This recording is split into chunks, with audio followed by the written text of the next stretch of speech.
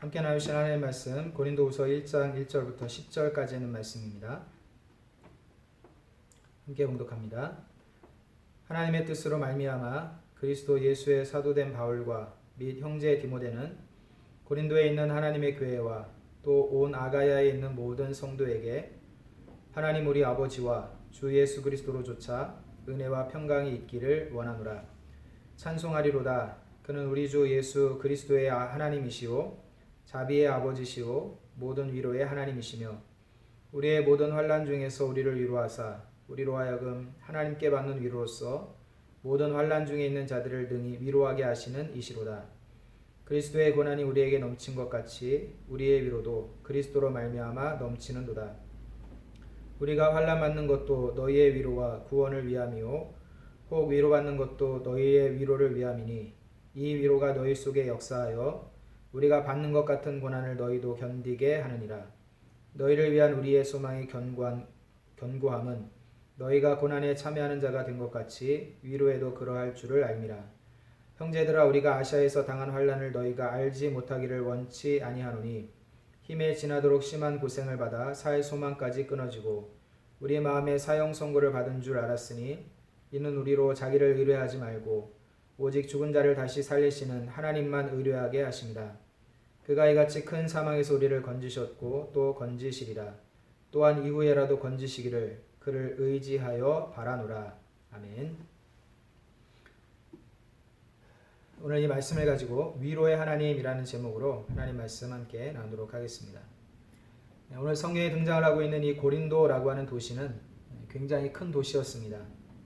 지금의 그리스 남쪽 펠레폰네소스 반도에 위치한 항구 도시였고 또 아가야 지방의 수도와 같은 역할을 하는 그러한 도시였습니다. 지중해 연안 국가들의 해상 교통과 무역의 중심 도시 역할을 했습니다. 그래서 이곳은 안전한 항해를 기원하는 각 나라의 각 나라와 민족들의 우상들이 총집결해 있는 현란한 우상 숭배의 도시였습니다. 애굽 사람들이 섬기고 있던 이시스라고 하는 신전이 있었고 또 세라피스 신전이 있었습니다. 또 에베소의 유명한 아데미 신전이 있었고 수로보니게 사람들이 세운 아스다로 신전이 이곳에 있었습니다. 또한 그리스 로마 신화 속에 등장을 하고 있는 여러 신들 중에 바다의 신인 포세이돈, 또 태양신 아폴론, 또 미의 여신 아프로디테 신전 이런 신전들이 있었어요. 특별히 이 아프로디테 신전은 그때 당시 1000여 명이 넘는 여자 사제들이 제사의식을 주관하는 그러한 신전이었다고 합니다. 뿐만 아니라 이 고린도는 철학이 굉장히 발달한 그러한 도시였습니다. 철학도 발달했고 우상 숭배도 만연했고 다양한 나라의 사람들이 섞여 살던 인종 전시장과 같은 그러한 도시였고 또 무역으로 굉장히 풍요하고 번성한 큰 도시였습니다. 그런데 이 고린도 안에 세워졌던 이 고린도 교회는 고린도 도시가 가지고 있던 여러 가지 상황들 속에 그런 문제들이 이 고린도 안에 있었다라고 성경은 말씀을 하고 있습니다. 대표적인 문제가 분파의 문제였어요. 교회 내 성도들이 무리를 지어서 우리는 아볼로에게 가르침을 받은 아볼로파다, 아니다 우리는 바울에게 가르침을 받은 바울파다, 아니다 우리는 게바파다, 아니다 우리는 그리스도파다, 이렇게 파를 나누는 분파의 문제가 이 고린도 교회 내에 있었다라고 이야기를 합니다. 뿐만 아니라 이곳에는 이 고린도 교회에는 우상 숭배의 문제가 있었다라고 이야기를 하고 있어요. 우상을 숭배하는 문제, 특별히 우상의 제물을 먹는 문제에 관하여서 아주 큰 논란이 있었던 교회였다라고 이야기를 하고 있죠. 또한 음행의 문제가 고린도 교회에 있었다라고 이야기를 합니다. 그래서 하나님이 만드신 아주 신성한 결혼이라고 하는 것을 아주 하찮게 여기는 그러한 일들이 고린도 교회 내에 있었다는 것이죠. 그래서 고린도 전서는 사도 바울이 편지를 쓸 때 아주 강한 어조로 책망을 하고 질책을 하고 있어요. 너희 안에 이런 문제들이 있다라는 것을 내가 듣는데 이런 문제들은 하물며 세상 사람들도 부끄러워할 만한 문제가 아니냐, 이것이 어찌하여서 교회 내에 이런 일들이 있느냐라고 하는 이야기를 하면서 책망을 하고 질책을 하고 있는 그러한 내용이 고린도 전서에 기록이 되어 있습니다. 그런데 고린도 후서에는 반대로 권면과 위로와 격려의 메시지가 기록이 되어 있어요. 아마도 고린도전서를 쓸 때 당시 고린도 교회가 안고 있던 문제를 사도 바울이 쓴 편지를 통하였든지 어떤 가르침을 통하였든지 문제가 상당 부분 다 해결이 되어서 이제는 고린도 교회 내에 평안함이 찾아오고 난 이후에 고린도 교회가 세상으로부터 당하는 환난과 어려움이 있다는 소식을 듣자 사도 바울이 이제는 책망이 아니라 이들을 위로하고 격려하고 해야 될 필요가 있다는 생각을 가지고 고린도후서를 썼기 때문이다라고 추측을 할 수가 있습니다. 그래서 오늘 성경의 말씀에 보면 위로라고 하는 단어가 10번이나 등장을 하고 있어요.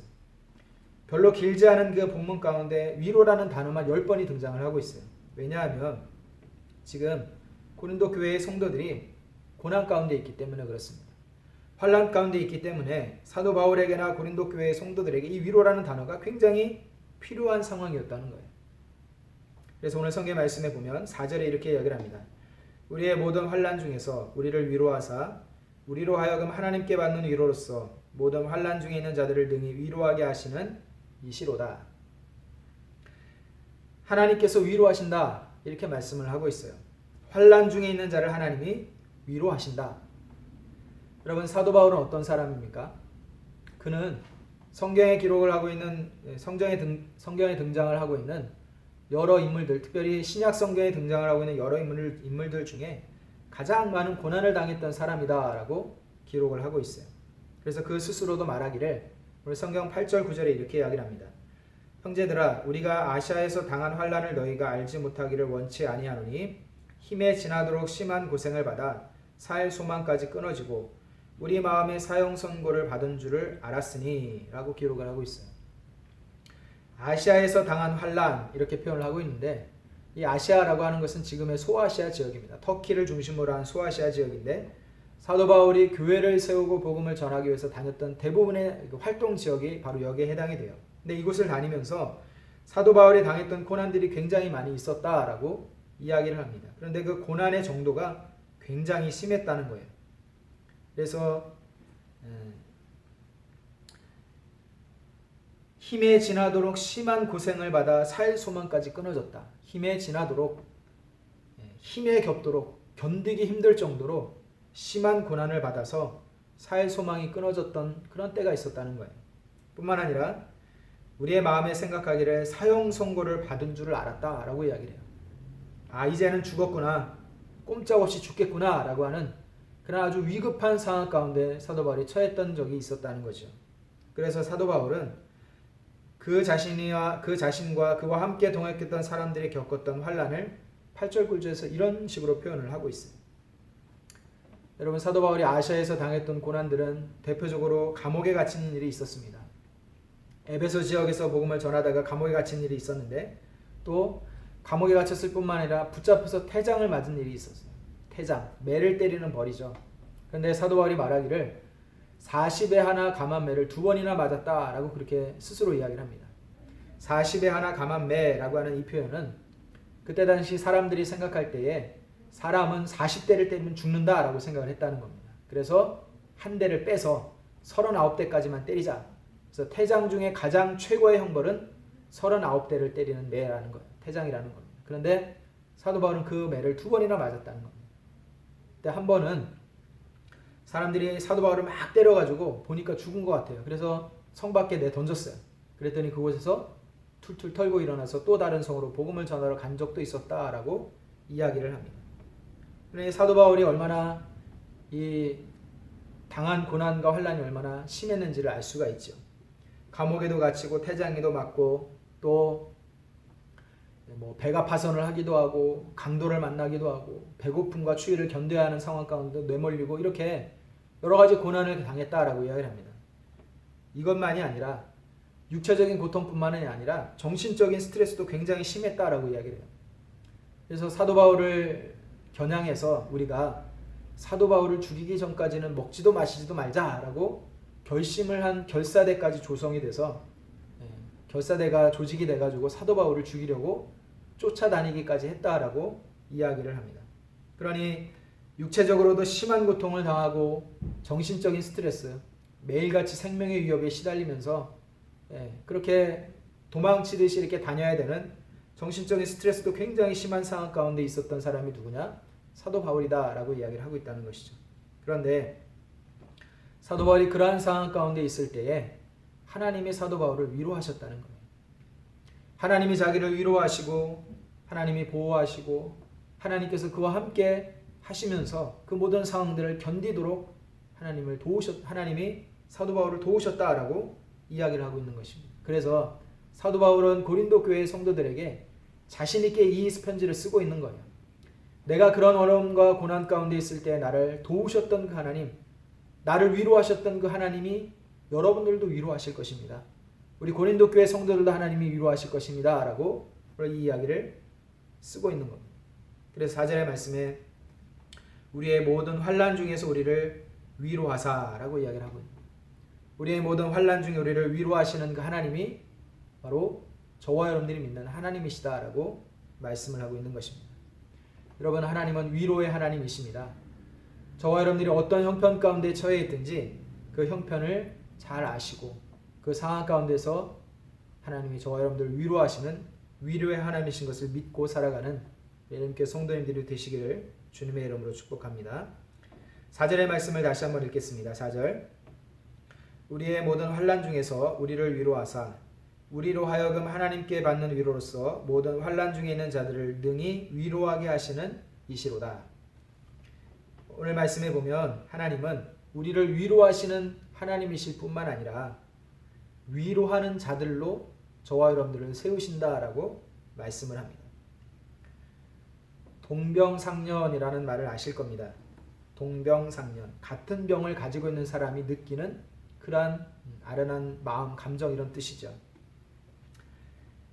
하나님은 저와 여러분들을 잘 아시는 분이시죠. 근데 성경의 표현대로라면 나보다 나를 더 잘 아시는 분이 하나님이십니다. 하나님은 우리의 머리카락까지도 세신바 되신 하나님이시다라고 이야기를 하고 있죠. 여러분, 하루에 머리카락이 몇 개가 빠지고 몇 개가 나는지 아십니까? 아무도 몰라요. 사람마다 다 다르죠. 그런데 하나님은 각각 한 사람 한 사람 그 머리카락까지도 세신바 되신 하나님, 그러니 나보다 나를 더 잘 아시는 하나님이라는 표현이 너무나 맞는 표현인 것 같아요. 그래서 우리를 잘 아시기 때문에 우리를 체휼하시는 하나님이시다라고 이야기를 하고 있습니다. 제가 전에 있던 교회에서 신방을 갔는데 신방을 요청하신 분이 항암 치료를 받는 분이셨어요. 그래서 항암 치료를 아마 받아보신 분들은 잘 아시겠지만 저는 겪어보지 않았기 때문에 그걸 깊이는 잘 모르지만 곁에서 보기만 해도 참 힘들고 어렵구나, 고통스럽구나 라는 것을 느낄 정도죠. 그래서 항암 치료를 받으니까 너무너무 힘들고 몸도 힘들고 마음도 힘들고 막 그러다 보니까 이제 구역 식구들과 함께 모여서 예배를 드리면서 하나님 말씀으로 위로하고 권면하고 그렇게 하기 위해서 예배를 모였는데, 지금 항암 치료를 받고 있는 그분과 함께 예배를 드리기에 모였던 구역 식구들 중에 2명이나 더 과거에 이 항암 치료를 받으셨던 분들이 계신 거예요. 그래서 지금 너무 힘드니까 그 예배를 드리기를 원했던 그 성도분이 예배를 드리면서 하나님 말씀에 위로도 되고 또 마음에 또 무거움도 있고 이러다 보니까 이제 막 눈물을 흘리고 이렇게 예배를 드리고 있는데, 가만히 보니까 과거에 똑같이 항암치를 받으셨던 그 2분의 구역 성도들도 말없이 울고 계시는 거예요. 말없이 펑펑 울고 있는 겁니다. 너무나 잘 알기 때문에 지금 이 사람이 그 항암치료를 받으면서 얼마나 힘들고 고통스러운지를 과거에 자신들이 겪어봐서 너무나 잘 알기 때문에 그 마음이 너무너무 아픈 거죠. 그래서 당신의 아픔을 내가 잘 알기 때문에 이런 심정으로 예배를 드리다 보니까 같이 울면서 예배를 드렸던 그런 경험이 있습니다. 여러분, 사람은 나와 똑같은 형편과 처지에 있는 사람을 볼 때에 그 마음이 슬플 수밖에 없죠. 동할 수밖에 없습니다. 그 마음이 맞닿을 수밖에 없습니다. 당신의 아픔을 내가 너무나 잘 알기 때문에 그래서 같이 울어줄 수 있는 거죠. 사도 바울은 자신이 당한 고난이 의미 없이 그냥 당한 고난이다 라고 이야기하고 있지 않습니다. 자신이 당한 고난이 아무 쓸모없는 것이었다라고 말하고 있지 않아요. 오늘 성경의 말씀에 보니까 하나님은 우리로 하여금 하나님께 받는 위로로서 모든 환난 중에 있는 자들을 능히 위로하게 하신다라고 이야기를 하고 있어요.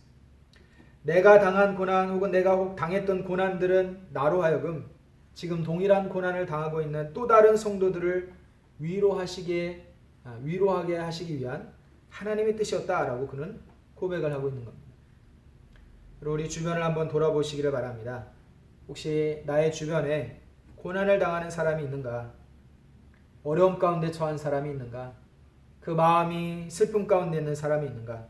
그러한 사람들이 있다면 그들과 함께 울어줄 수 있는 것, 이것이 믿음의 공동체에서 한 성도로 한 식구로 부름을 받은 우리 안에서 있어야 될 모습이다라고 이야기할 수 있습니다. 그들과 함께 울어주는 것, 더 간절히 기도하고 사모하며 아파하면서 함께 울어줄 수 있는 것, 이것이 나로 하여금 하나님의 위로를 경험한 사람이 다른 사람을 위로하게 만드는 하나님의 계획과 섭리다, 뜻이다라고 성경은 말씀을 하고 있는 것입니다. 또한 5절의 말씀에 보면 이렇게 이야기를 합니다. 그리스도의 고난이 우리에게 넘친 것 같이 우리의 위로도 그리스도로 말미암아 넘치는도다. 넘치는 고난, 넘치는 위로, 이렇게 이야기를 하고 있어요. 여러분, 우리 가운데 고난을 많이 당하고 싶은 사람이 누가 있겠습니까? 한 사람도 없을 겁니다. 누구나가 다 평안하기를 원하죠. 아무 문제 없이 그저 평안한 삶을 살아가기를 원하는 것이 모두의 동일한 마음입니다. 하지만 사람의 그 삶이 어찌 기대하는 대로 뜻대로 되는 일이 있겠습니까? 내 마음먹은 대로 원하는 대로 되지 않는 것이 인생이죠. 많은 사람들이 성실하게 일을 한다고 일을 한 만큼 돈을 다 잘 버느냐? 그렇지 않습니다. 학생들이 열심히 공부했다고 다들 자기가 원하는 대학에 척척 다 붙느냐? 그렇지도 않습니다. 내 자녀를 정말 잘 키워보겠다고 너무너무 많은 애를 썼는데도 불구하고 자녀들이 하나도 속 안 썩이는 자녀들만 있느냐? 그렇지도 않습니다. 열심히 운동하고 건강관리를 잘 해보겠다고 열심히 노력을 했는데도 불구하고 병이 걸리는 일들이 우리 가운데 있지요. 마음먹은 대로 살기가 불가능한 것이 우리의 인생입니다. 왜냐하면 우리 앞에는 늘 원치 않는 고난과 문제가 항상 놓여있기 때문입니다. 열심히 법규를 잘 지키고 최선을 다해서 안전하게 운전을 하고 방어 운전하고 다녀도 다른 사람이 막 신호 위반하고 와서 부딪혀버리면 사고 나는 것이 사고예요. 이런 일들이 우리 인생에 너무나 많이 있죠. 하나님께서 우리로 하여금 아무 문제 없이 평안하게 살다가 천국 가도록 그냥 그렇게 해주시면 얼마나 좋겠습니까? 그런데 그런 일은 별로 없습니다. 많은 문제가 있습니다. 어려움이 있습니다. 위기의 순간들이 찾아옵니다. 그러나 그럼에도 불구하고 그러한 상황들을 견뎌내고 이겨낼 수 있는 것은 그 가운데에도 여전히 넘치는 위로로 위로하시는 하나님이 계시기 때문이다라고 성경은 말씀을 하고 있습니다. 또한 오늘 10절의 말씀에 이렇게 이야기를 합니다. 그가 이같이 큰 사망에서 우리를 건지셨고 또 건지시리라. 또한 이후에라도 건지시기를 그를 의지하여 바라노라. 과거에도 건지셨고 지금도 건지고 계시고 앞으로도 건지실 것입니다 라고 기대한다는 것이죠. 하나님은 언제나 일하시는 하나님이십니다. 과거에도 일하시고 현재에도 일하고 계시고 앞으로도 일하실 것입니다. 그 하나님을 바라보라, 일하시는 하나님을 바라보라 라고 말씀을 합니다. 건지시고 건지실 것이며 이후에도 건지시기를 구하노라 라고 이야기를 하고 있죠. 우리가 종종 성도들과 인사할 때 샬롬이라는 단어를 씁니다. 샬롬, 평안, 평강이라는 뜻이죠. 그래서 평강의 하나님 이라는 의미로 샬롬이라는 단어를 인사할 때 종종 쓰는 것을 보게 됩니다. 그런데 이 샬롬이라는 단어 안에는 이런 뜻이 담겨 있어요. 평안함, 평강이라는 뜻이죠. 아무 문제 없다. 아무 문제 없이 그저 늘 삶이 평안하다라는 그런 의미에서 이 샬롬이라는 단어를 쓰고 있는 것이 아니라는 거예요. 이 샬롬은 문제 없는 상황, 문제가 하나도 없는 상황이 아니라 문제가 난무하는 상황 속에서도 이해할 수는 없지만 하나님의 위로와 평강이 있는 것, 이것을 샬롬이라고 이야기를 한다는 겁니다. 아무 문제 없는 그 상황 자체를 샬롬이라고 말하는 것이 아니라 어떠한 상황 가운데서도 우리의 마음에 평강을 주시는 하나님의 위로하심이 있는 것, 그것을 샬롬이다라고 표현을 한다는 것이죠. 도우시는 하나님을 확신하고 믿고 그 안에 거하는 그러한 상태를 샬롬이다라고 이야기를 하고 있는 것입니다. 여러분, 우리 엘림교회 모든 성도들의 삶 가운데 샬롬의 은혜가 있기를 원합니다. 비록 문제가 있을지라도 어려움이 있을지라도 그 가운데서도 하나님께서 우리의 마음에 위로함을 주시고 우리의 마음에 평강을 주셔서 그 문제와 상황들을 능히 넉넉히 이겨내고 견뎌낼 수 있는 그러한 은혜, 샬롬의 은혜가 엘림교회 모든 성도의 삶 가운데 늘 함께 할 수 있기를 주님의 이름으로 축복합니다. 우리 모두는 위로가 필요한 사람들이다 라고 이야기할 수 있습니다. 이 세상 많은 사람들이 늘 상처 입은 인생을 살아가고 있어요. 특별히 현대인들은 만병의 근원이라는 스트레스에 시달리며 산다라고 이야기를 합니다. 약 90% 이상이 스트레스성 그 질환을 달고 산다고 해요.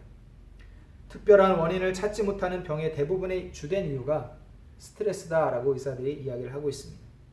어린아이부터 노년에 이르기까지 모두가 스트레스에 시달리고 있어요.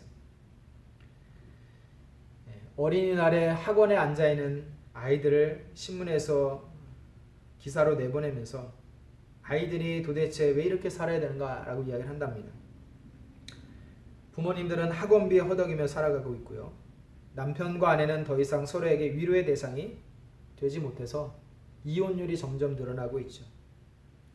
초등학교 5학년 때부터 슬슬 반항을 시작을 해가지고 중학교 2학년이 되면 하나님도 말릴 수 없는, 어찌할 수 없는 중2병에 걸린 아이로 변신을 해버립니다. 심지어 초등학교 1학년 아이의 글에 이런 글귀가 있었어요. 왜 사는지 모르겠다. 요즘 아이들이 이렇게 산다는 것이죠. 어른들은 불확실한 노후에 대한 불안감에 시달리며 그렇게 살아갑니다. 개인도 이렇게 문제를 안고 살아가죠.